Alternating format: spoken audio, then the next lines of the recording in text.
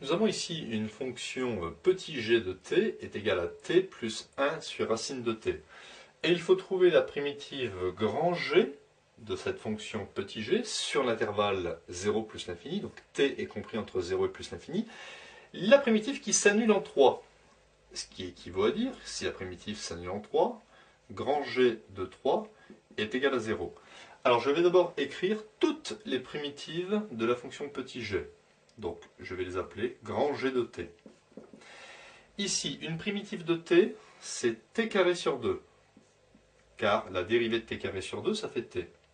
Une primitive de 1 sur racine de t, c'est 2 racines de t. Effectivement, regardez, si je dérive 2 racines de t est égal à 2, et la dérivée de racine de t, c'est 1 sur 2 racines de t. Je simplifie, et je retrouve bien ici 1 sur racine de t. Et je rajoute la constante ici, réelle k. Alors je sais que g de 3 est égal à 0. Grand G de 3 est égal à 0.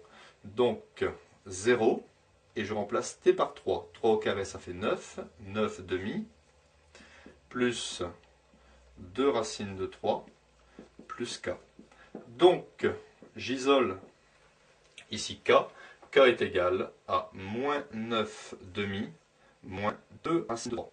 Je vais mettre ici au même dénominateur, donc fois 2 fois 2, et j'obtiens k est égal à moins 4 racines de 3, moins 9, le tout sur 2.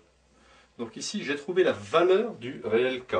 Je peux donc recopier l'expression de la primitive grand G.